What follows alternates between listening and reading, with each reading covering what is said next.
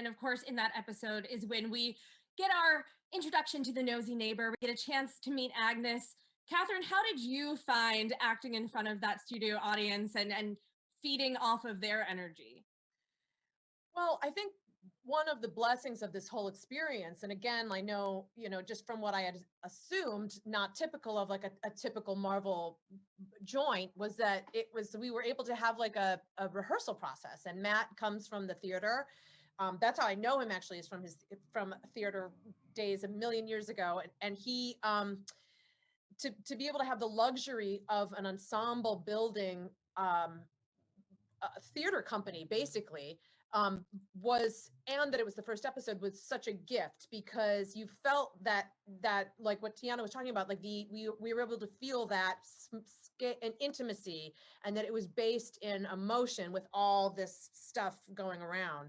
So I have done theater before, but I certainly, the fear for me in this was and this is to Jack's credit, the fact that the jokes are so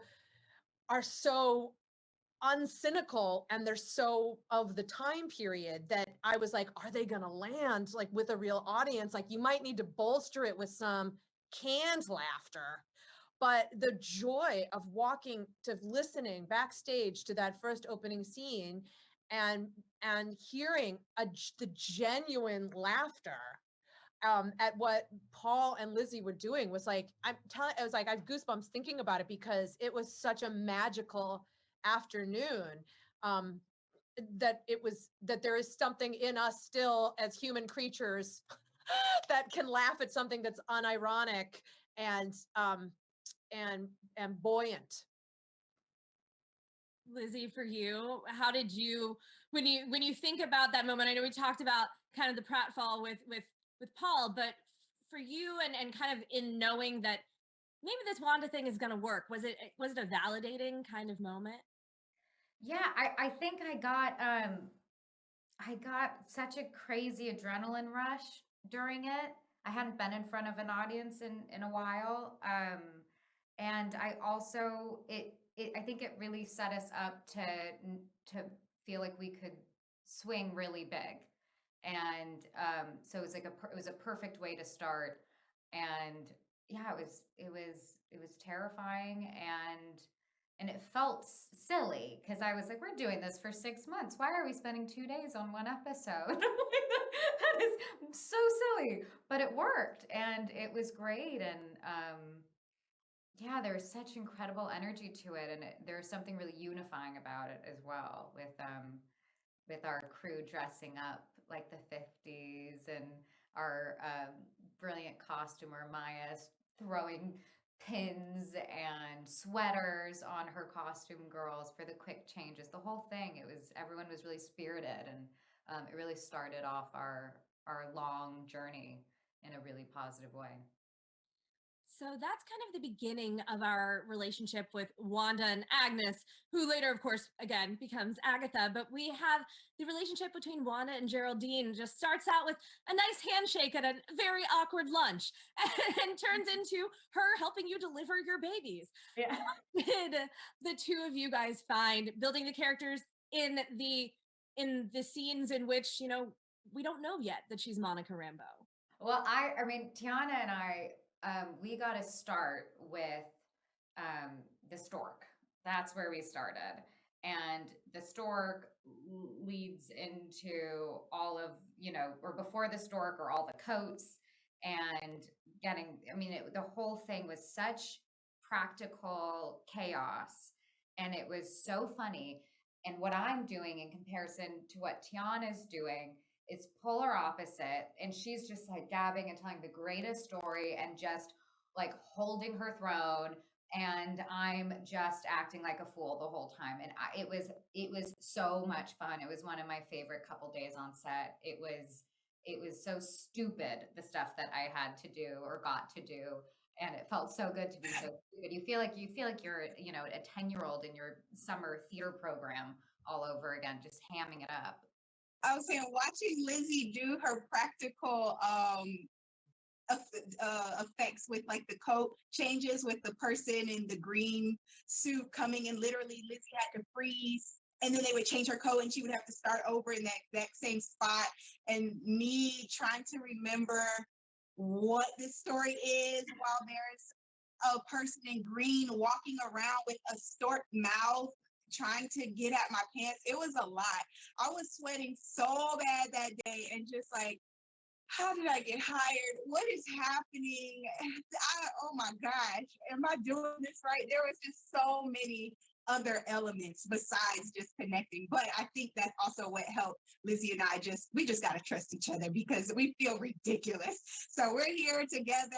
Let's just go for it, girl. Matt will let us know if it's too much. I'm here for you. What do you want to do? What do you want to try? So it was a lot of fun. I'll just interrupt to say as a fan that particular scene is so so magical to think about what focus Tiana had to hold on to and what Lizzie was holding on to, that Jack and those writers certainly didn't make it easy for actors in the best possible way. There was so much to chew on. And of course, anyway, I was in awe of that scene when I saw it, that they were able to hold so much focus with all of the stuff around. Again, our theater director, ensemble creator. And also with, I'm gonna chime in as well. Just with Tiana, like it was so hard to, like, we were like, how are we gonna find someone who's gonna do all the sitcom stuff and then be Monica Rambeau, like superhero, and I was like, oh no, how, like it's gonna, and then that all of when we were shot that and like Tiana and your beautiful smile and like all of like your incredible like channeling of the sitcom greats in those moments and all the craziness. And I was like, oh no, we're going to get to the pop-up base and no one's going to want to see her be serious Monica Rambeau. And I was wrong because she was also incredibly amazing and like stoic and tough and cool. And yeah, that all of that was like, Matt and I were so lucky to have all of that in Tiana to make our Monica. Thank you, Jack. No, it was great. And when I saw that audition, like when they sent the audition, they sent the Geraldine stuff, and there was no context to it. So I definitely was like, you just had to really trust Matt and what the folks were telling us to do. I think we all felt that, and even sometimes Lizzie and I would be on there, and Matt would say, you can go further. You can go more. We're like, man, I don't know. Like, how much more hamming can we do? But he also told us, okay, that's enough. That's enough. So we definitely just had to trust Matt and his vision and just go for it. And of course, well, thanks. I was just going to say it's true for everybody in this cast. Like, I think that it was, I don't know if it was Jack's term or Mary's term, the Swiss Army knife, just this idea that everybody in this cast, from Lizzie and Tiana and Catherine and Paul and, you know, everybody really, Randall, Evan, Kat, everybody had to be able to do everything, you know, from highly stylized comedy to incredibly moving dramatic scenes to these big action things. And people, you know, that's just so rare to find one actor who can do that, let alone an ensemble, a theater company who could do that. And so hats off to this amazing cast, because it was just a sheer pleasure to see them be so fearless every day and take these incredible risks. And again, interrupting, but like, again, like what a gift for an actor, because what actor doesn't want to be able to do all of that in one thing? Like, it was every day was like a gift of another kind of challenge that it was like the scale was this, like that we were, the costumes with, like all of that stuff was like, so I would echo it and say that from an actor point of view, it also was like the bar is now unfortunately like, you know, way too high. Okay, goodbye. no, thank you guys, because I do want to know, watching it back as fans, what was one of the moments that just works for you on a level that you weren't even expecting? You were like, oh, wow, this was actually really interesting how we changed this up or did this here. You know, obviously there's a lot of green and blue screen that you're involved with. So there are things that you had to imagine, but also just like the inner work of it too. And Matt, I see you are immediately unmuted. I was just going to say, I never imagined that Catherine Hahn would climb the iTunes charts and beat Cardi B and Justin Bieber. That may have been the greatest revelation of the entire experience. That was indeed a bucket list item I did not know I had, and now I crossed it off. was amazing. Oh, God. Do you have like a Grammy speech prepared? I know that's not Well, I should just give it now because this is our chance, guys. what do you need to say to the people? I would say this. I would say this in terms of something surprising me when I saw it after doing it was the we called it the Scrooge episode, where I get to show Wanda's where she has to kind of like live in and relive in her moments. And I remember we were like, how is this going to like land? How is it going to all piece together? And I think it's because this one's performance just like is so extraordinary in that episode anyway, it's like the most moving one to me. I like hit me on such a level, and to see it all together like that, not knowing that of course Jack's genius structure and Matt is a direct, like that was a surprise episode for me watching, is how moved I was by it. Like legit amazing. Made me cry. Jack, for you? Yeah, I mean, the moments that I had a lot of faith in were sort of like bigger and better than I expected. Like I knew Evan's appearance would be a sort of like, I was hoping it would be sort of like an internet breaking scenario, and that was bigger than I expected. And because we didn't know if it was like, it took a long time to make, like logistically wasn't going to happen, and it was so exciting. And the goodbye scenes between between Wanda and Vision and the boys, and then specifically between Lizzie and Paul at the end. I knew that like they're incredible performers, so I knew it'd be amazing. But yeah, it like reduces me to nothing. But the surprise for me, so I wasn't on set for the commercials because of COVID times, and so I saw all the commercials fresh, and was like, obviously I knew Matt was going to kill it, but that was fun for me just to be like, this, oh my God, look what happened. So that was particularly fun to look at those dailies and get fired up. Tiana, was there one for you? Yeah, I think for me, what I didn't expect was once we started watching as a fan and as an audience member with the real Marvel fandom, they were showing me things that I didn't know was there and that meant something. I'm off to the side like, hey, is that what we meant? Is this like, does this mean something?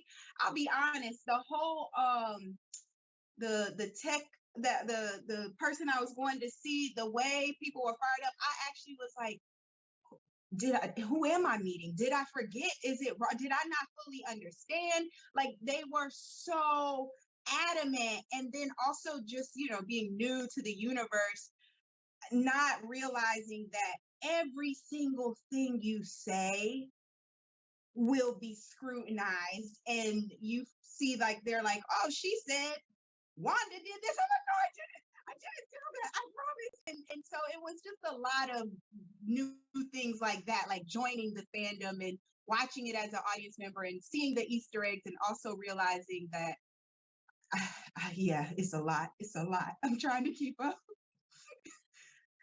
Was there an Easter egg that we didn't catch? I feel like everybody was very, very on it.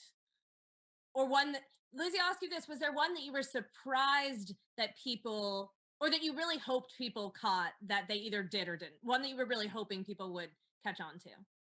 Well, I think I don't know about them. That's the truth. Yeah, that's the thing. Yeah, you're like, oh, that means something. Yeah, I didn't know about like I poured the wine. I didn't know anything about the bottle. So, I just knew, I don't know. I'm always surprised to discover what is hidden within projects that I spend a long time on. What was that scene for you that you are watching it back as a fan, that maybe landed differently for you watching it than it did performing it? Oh God! Have you had a chance to watch it? I watched it. I watched it. Yeah, I watched it before it was out. Matt was very kind and shared them with me, which I really appreciated, because I think I needed to watch it on my own time. Because what was hard for me is I was continuing her journey. I know it's gonna sound so actory and stupid, but I was continuing Wanda's journey. And so it was hard for me to actually I just got back from England a day and a half ago. And so it's still hard for me to kind of come back to this and just enjoy. And I look forward to actually watching it with fresh eyes, to be honest, because I feel like I didn't really get that experience. Well, one of my favorite moments in the series is actually one of the more comedic ones. It is your cold open for episode 7. Please take a look at this clip. Look, we've all been there, right? Letting our fear and anger get the best of us, intentionally expanding the borders of the false world we created.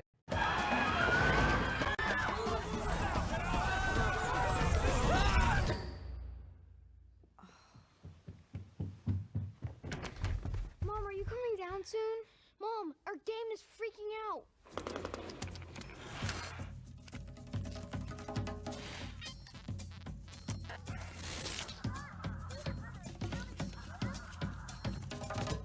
Is she asleep? Mommy's not sleeping, honey. She's just resting her eyes. Mom, my head feels weird. It's like really noisy. I don't like it. Resting her eyes. As punishment for my reckless evening, I plan on taking a quarantine-style staycation. A whole day, just to myself. That'll show me.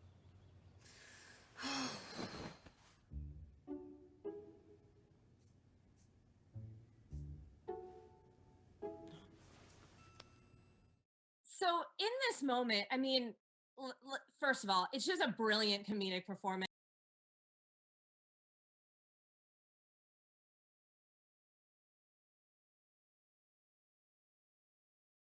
How did you manage that cadence? That like, it's just epic, honestly.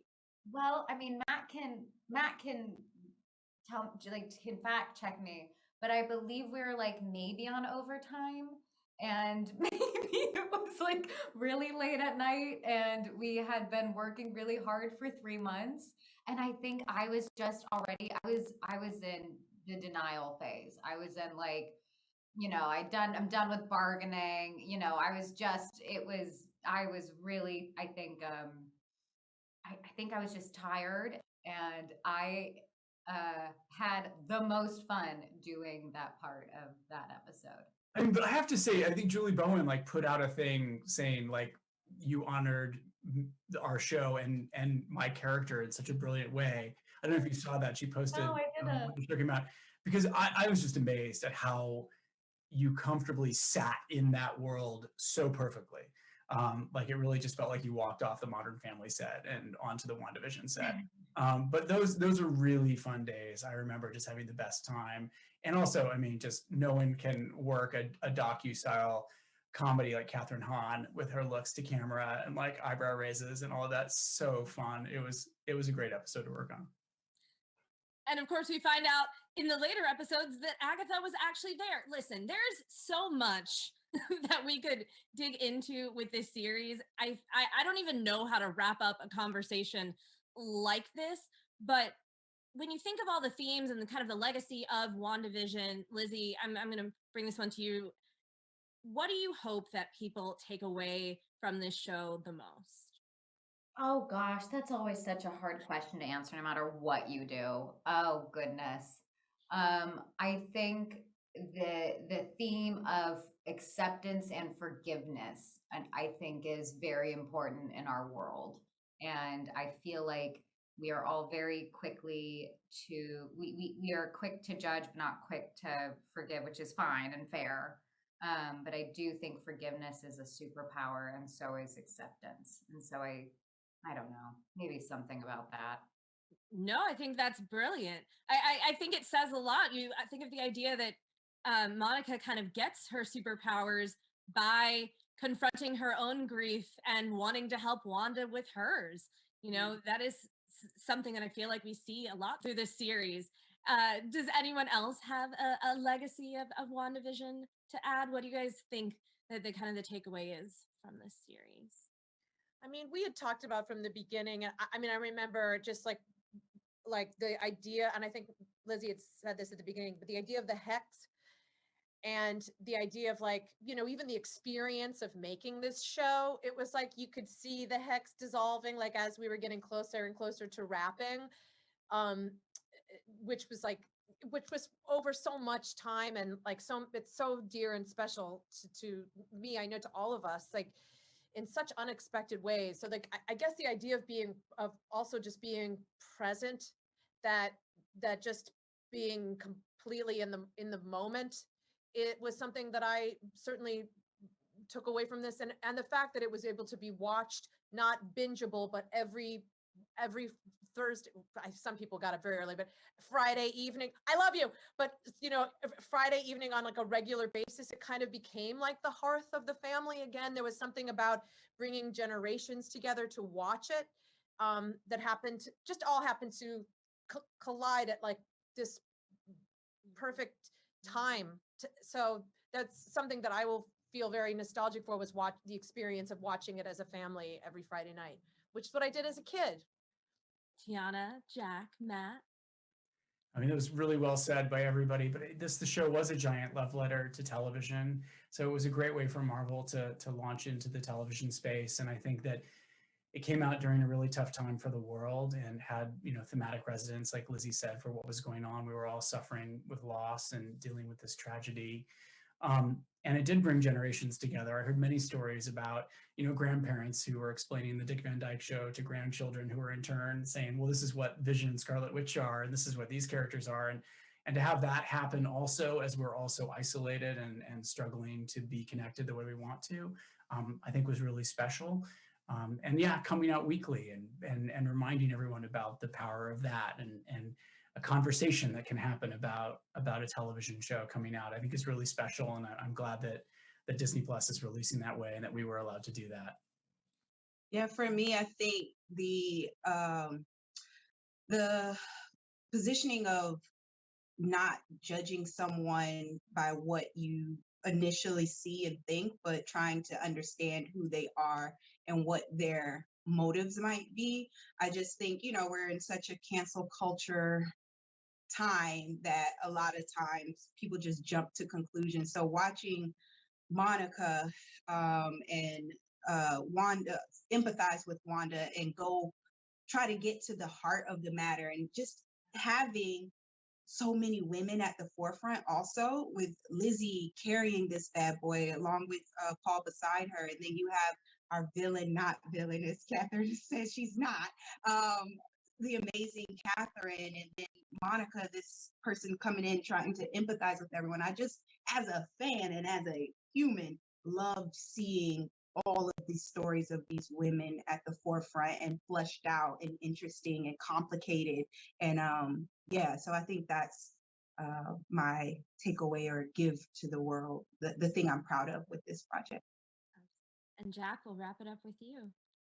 Sure. That was really beautiful, Tiana. That's so lovely. I love your take on Monica so much. Oh, I think, you know, everything that was said, absolutely. I will always like hold such a special place in my heart how the show premiered, and that it did seem to resonate with all of us and be part of our collective processing.